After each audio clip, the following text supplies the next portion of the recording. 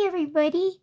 We're going to be talking about Section 7 of my book, My Time to Stand. I'm just kidding, y'all. I'm just kidding. I can't do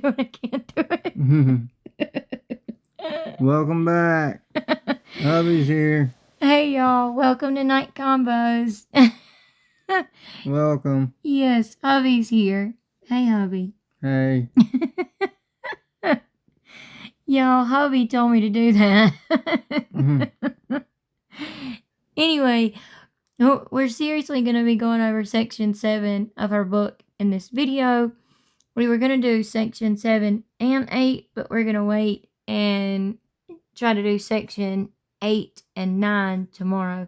Because we're trying to hurry up and get on through her book so that at the end of it, we can kind of do like a video of all of her contradictions and lies of everything that she has said in like news interviews, videos, stuff like that, and versus what she said in the book. And I mean, we may need to do a part 1 and part 2 when we do that. I don't know, but we're planning on doing a video like that after we get through the book. So anyway, I know we had planned on only doing like 1 section or 2 sections per week, but we've kind of been trying to do a little more than that to get on through her book.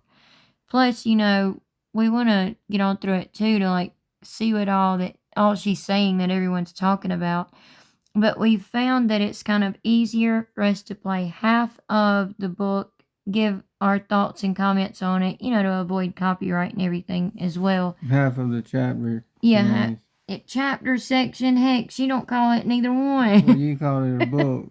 Half of the book. Oh, my bad. Y'all know what I mean. But yeah, half of the section or chapter, whatever you want to call it, and give our commentary on it, and then play the second half or the last half of it, and then give our commentary on it, and do like that. It's a little easier for us to do it that way instead of constantly pausing the book, which would be aggravating to, I'm sure, a lot of y'all that would just, you know, wants to hear her sentence being finished or something. You know, that way we're not interrupting all of her sentences by pausing it constantly, and we just let, you know, the whole first half play, give our thoughts on it, then let the whole last half play and give our thoughts on it. So we found that that's been easier, so that's what we're going to do. We also have, you know, our other videos coming out that we've been planning as well. So anyone that's not subscribed, please make sure you subscribe, like, share, hit the notification bell so that you don't miss any of our videos. And comment below your thoughts and opinions and comments on our videos, and we would greatly appreciate it so much. And of course, thank you so very much to all of our subscribers, that's been with us from the very beginning all the way to now. All of our new subscribers, welcome. Thank you so very much for subscribing and choosing to be a part of our family and channel here on YouTube. We are so grateful for y'all. We truly are, more than words can say, honestly. We are, and we're so close to reaching 3,150 subscribers. We have just a few days left of this year, so hopefully we can reach 3,150 subscribers by the end of the year. Yeah, I hope so. Yeah, because I think we need like around 20 subscribers to reach that goal.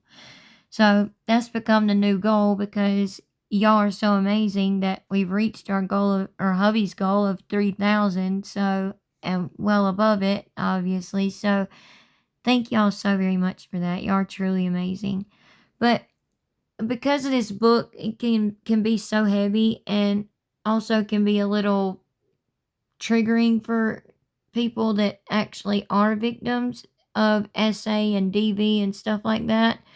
We thought we would start out with a little something funny, a little funny clip from CJ on TikTok, and then we'll jump straight into the book. Okay, y'all, this is CJ on TikTok, and y'all look at what his book says. Well, first of all, the front of it says "My Time to Scam," but y'all look at the other part. Ryan would then mail my ensemble and what does it say? Bobby, put on the shelves to be put back. Oh, put yeah. back, yeah. Put on the shelves to be put back. That's what the other side of his little book cover says. Because this really isn't Dip Gyp's book. Ryan would then mail my ensemble and shoes in a dress-out box with my name on it, which I would change into the morning of my release. I had an actual day, December 28th, 2023. I said it over and over again, never getting sick of the sound. Someone pinch me, please. Well, the joke was on me. One day in August, about 4 months before my release, I was in the canteen when a bunch of inmates approached me. We know you got parole. I tried to play dumb, but you can't out-scam a bunch of scam artists. Blindsided and angry, I called Dad and Christy. We had managed to keep it under wraps for almost a year until someone leaked the story to In Touch Weekly. It was, we think, someone Christy had told in confidence. It was a hard lesson and a warning about what we needed to do when I was released. Keep our circles. Ryan would then mail my ensemble and... You love when he does his shoulders and stuff like that, don't you? Yeah. He's funny. He is. Hubby loves him, y'all. I mean, I do too, but Hubby loves watching this guy. Anyway, okay, let's jump into the book now. Okay, y'all, this section isn't that long, but here we go. 7. Mon Dieu. Liar. I didn't know I could think for myself until I began to search the internet with an HP notebook laptop. I was told the computer was a gift from the Leukemia and Lymphoma Society one Christmas when I was real age 18. The charity thought that I was 13. We received a lot of help and gifts from charities along with government entitlements, like food stamps, disability checks, and Section 8 housing. It's a fact that makes my skin crawl. I watched my mother maneuver her way around the system, craftily researching the help and even perks available to a kid like me. I didn't know it was a scam. Sorry, y'all. I slowed it back down just a touch. Until about a year after I found my Medicaid card with my correct birth date listed, when Mama became more physical and violent with me after I re-questioned her about it, pushing back against her storytelling. The discovery of my real birth date was not my aha moment per se, but it did act as a warning siren to be more alert and observe more closely. Mama was a natural-born salesperson. She told me she sold phone books door to door, back when there were phone books. She was selling me a version of herself who worked like a dog after my father left us, with only her to take care of me. But I see now, this has to be a lie. Phone books were left on people's doorsteps for free. I do remember Mama bought a Gateway computer and started doing photo restoration with it. She had a little business where she would take old and scratched up prints and fix them up real nice. She could cut and paste people into paintings, like this one time when she made Jesus the captain of a boat on stormy seas. Another one I remember was an image of her as a baby superimposed on a photograph of her holding me as a baby. I watched her print out numbers 1 through 10 and cut the numbers and paste them on a document and scan the document and print it out so that it looked official. She got really good at the cut and paste job, which makes me wonder now if her business was forgery, like helping kids get fake IDs or making fake social security cards to steal identities. When it was time for our 2-hour and 45-minute drive from Springfield to Children's Mercy Hospital in Kansas City to see my neurologist, cardiologist, pulmonologist, and allergist, my mother found help from charities that reimburse families for their gas money. Mama would buy gas and have those receipts and send them in so she can get the reimbursement. At the same time, she'd book the same medical visit through Angel Flight, a program in which pilots donate their planes and their time to patients in need of medical or charitable care. So she'd take the cash for the gas reimbursement even though we were flying for free and not driving at all. Thinking about how cruel this was to do to the charities and the families who were actually in need makes me nauseous and regretful. The lies continued when she began knocking back my age, which she started doing after I got my first period. I'm assuming this was to avoid the catastrophic reactions when the doctors would say a 16-year-old should certainly have her period, no matter her muscular dystrophy or other issues. The one doctor who said this out loud, we never saw again. When my mother was unconscious from Ambien, I went on a search for information about the outside world. What friends did together, what relationships looked like, how to kiss, how teenagers spent their day, what kids in classrooms did, and how teenagers spoke. I knew our new neighbor, Aaliyah, was probably a teenager, and I thought I was just a kid, but hormones were flooding me, and I became curious about boys. If I was found out, I would be in big trouble. Not just for the laptop use, but for the impure thoughts. Punishments ranged from the physical, to the emotional, to the supernatural. I remember a trip to the store when my mother marched in and handpicked the right raw cow's tongue. She needed it for a recipe, but not the kind from a barefoot Contessa cookbook, as my mother didn't eat meat. She was cooking up a spell. Whenever I would compare our normal to how other people lived, my mother dissuaded my protest by reminding me that she and my grandmother had certain powers. Okay, Dip, you didn't know you could think for yourself until you got a laptop? What did you open it up and it said, ding, welcome to thinking for yourself? Like, what? Okay, Dip, if you say so. Although, if you couldn't think for yourself, how do you even know how to use the laptop? Like, seriously. Anyway, we all know you can most definitely think for yourself because you thought for yourself when you were using the internet to manipulate Nick, you narcissist. You remember that? She also admitted she got government assistance when she was 18. Yeah, she said she knew she was 18, but the charity thought she was 13. Which is a lie, too, because she said she always thought she was 4 years younger, not 5. Oh yeah, that's true. Cause she said when she was, she knew she was 18, and then she said, "Sorry, y'all, we just let the whole half play." And I can't remember exactly what she said, but it was something about when she was 18, she found the card or something like that. It was when she was 13 or something. Yeah. That would be 5 years, not 4. And she's always said, "My mom always told me I was 4 years younger than what I really was." Yeah. And now she's saying 13 to 18. That's 5 years. Yep, you're right. But I was getting to that, though, hubby. I was going to point that out.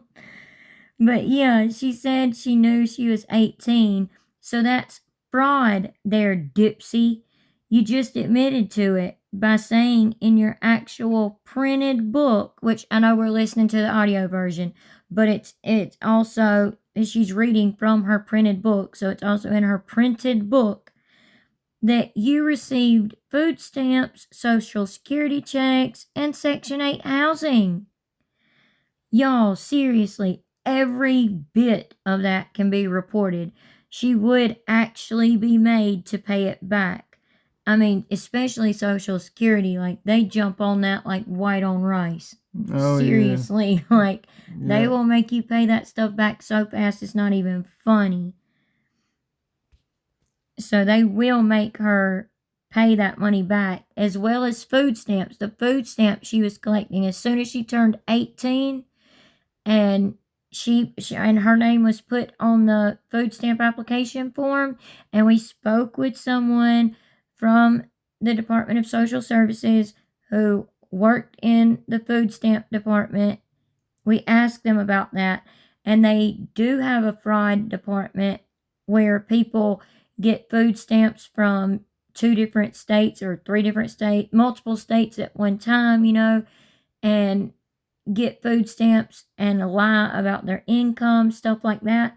And they do have a fraud department that looks into it, and they are made to pay every penny of that money back that they were receiving during that whole time, even if it was a 5-year period.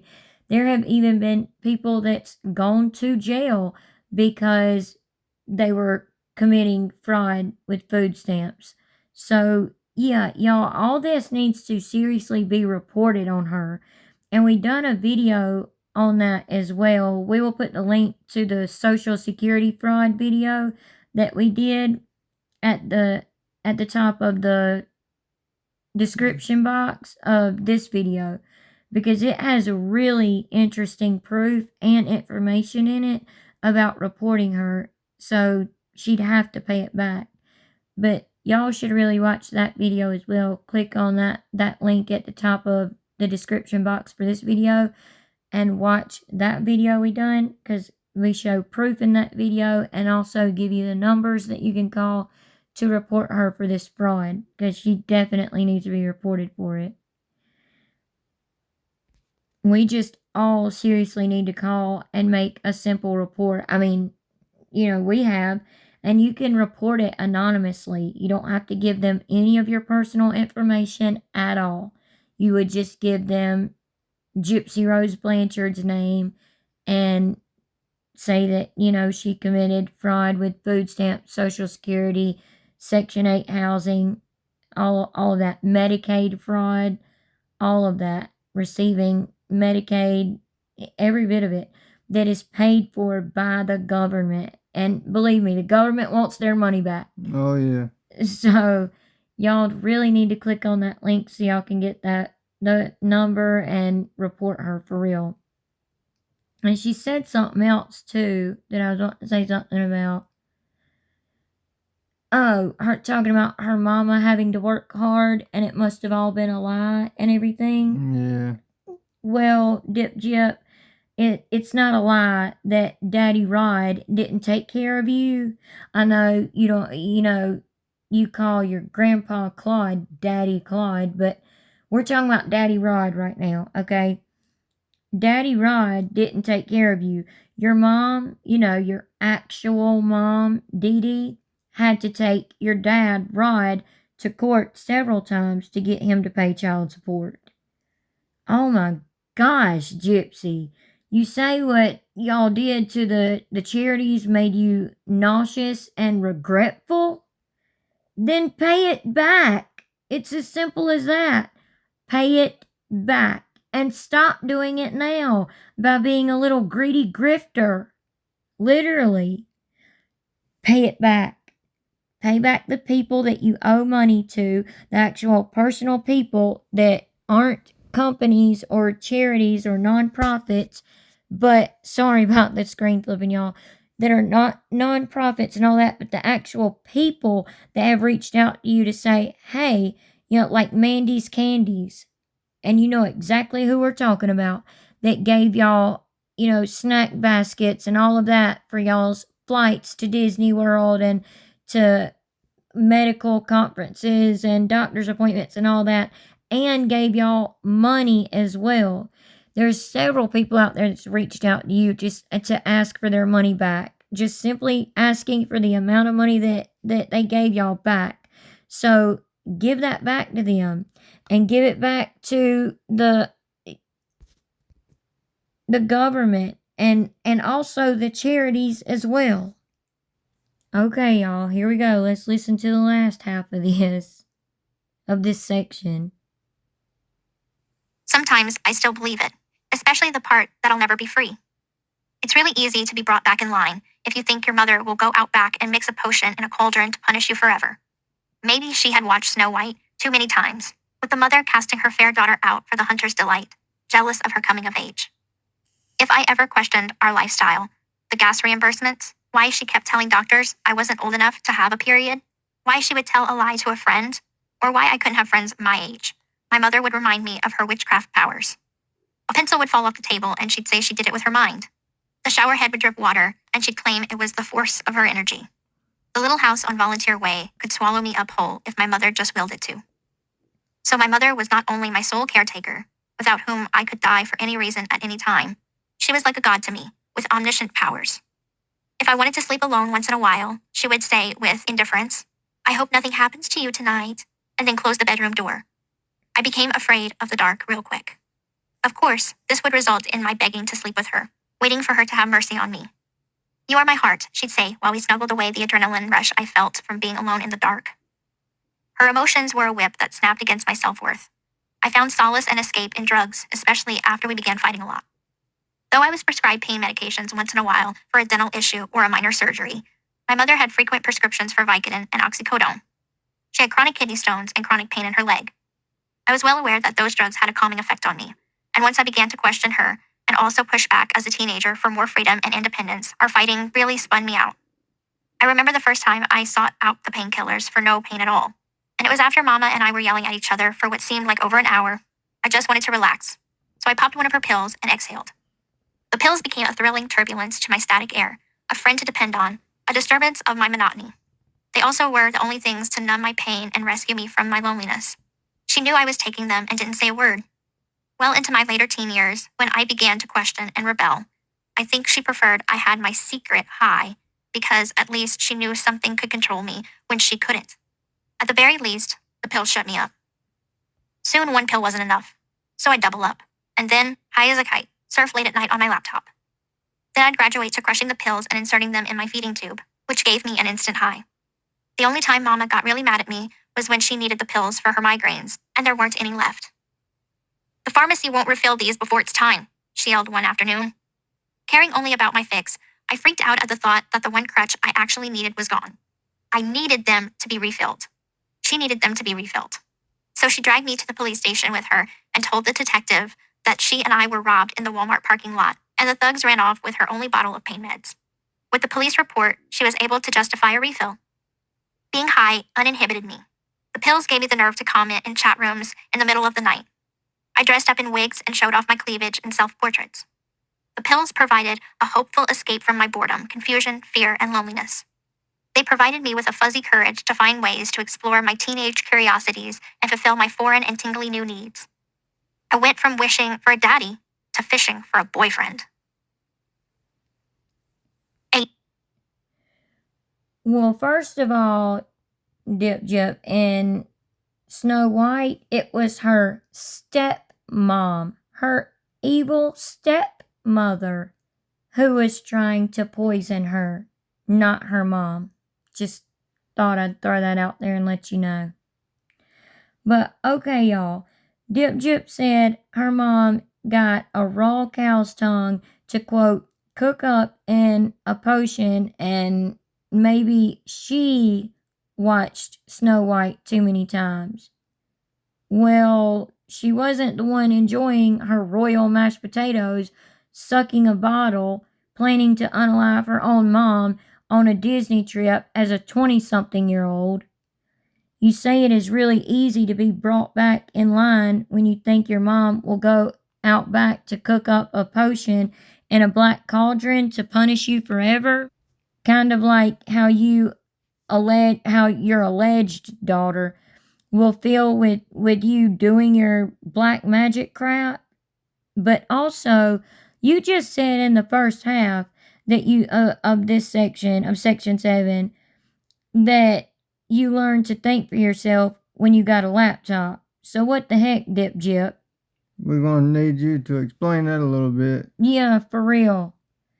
You said you begged to sleep with her, yet you claimed she would chain you to her and handcuff you to the bed, which, y'all, is impossible to do, because if y'all have seen the crime scene photos or anything like that, the type of wooden bed they had, there's nowhere for handcuffs to go. So which was it, Dip? You begged to sleep with her, or you were made to? I mean, I believe it's more like she asked to sleep with her mom. Yeah. She begged to. Because when that Habitat for Humanity house was being built, you know, Dip is the one that demanded the bedrooms be where they were and that house be designed the way she wanted it designed. Yeah. On the inside. And if y'all go back to our video titled Gypsy, quote, Aid DD, if y'all go back and watch that, y'all will see how she really was abusive to Dee Dee, not the other way around. There's literally proof of it, and y'all will see that in that video if y'all go and watch that as well. For those of you who haven't seen it, it is wild how Gypsy's the one that actually done all these hateful things to her mom, not the other way around. But Girly Pop, you are a liar, and you know it.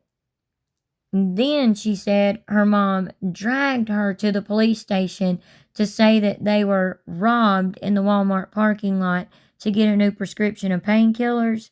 Gypsy, you know good and dang well that you used a BB pew-pew on your mom and unloaded the clip of it into her, and that, Miss Ma'am, is why your mom said y'all were robbed at a Walmart parking lot, not for a new prescription of painkillers. I mean, you've also said that your mom got so mad at you that she chained you up because you took all of her painkillers and all of that, and had to call the doctor and make up some lie to get a new prescription. So, I don't know why you lie about all these stupid things that has no reason to, you have no reason to lie about. I mean, why are you lying so much on your poor mom? And when we say mom, Dip Jip, we mean Dee Dee, your mom, your real mom. Why are you lying on her so much when she's not here to defend herself? Are you freaking kidding? Literally? Your mom should have told the hospital where she actually went after you unloaded the BB pew pew into her. She should have told the hospital and the police the truth about what you did and pressed charges against you, and maybe she would still be here today. I mean, we don't know, but maybe. You know, since you felt so free in prison anyway. Dang. She's a freaking Looney Tune. She really is. And you say the painkillers gave you the nerve to be promiscuous, or however she worded it, but it meant promiscuous. I mean, you said the painkillers gave you the nerve to be promiscuous online at night, which is what you did, admittedly, to manipulate a man to unalive your mom. That you had been planning all by yourself, all you, girly pop, for 2 years. Among other things like lying and saying you are being beat, made to sleep on the porch, and so many other things she has said. She told Nick all these things to make him believe that, to manipulate him, because she knew she used that little HP laptop that she was talking about she got. You know, she used that to literally learn about his autism and how to manipulate him. We all know that's what happened, or most of us do anyway, but for those of you who don't, that's what happened. And then she says it was just teenage curiosity and painkillers that made her find a man online to unalive her mom. What the flip, Dip Jip? I mean, we all know she has major issues, but come on. I know, right? Like, she's absolutely ridiculous. Anyway, y'all can see that section 8 here is 21 minutes and 52 seconds. So basically 22 minutes long. So we're going to end this video here so that it's not too long. And we'll do section 8 tomorrow. Maybe section 8 and 9. But we'll definitely do section 8 tomorrow.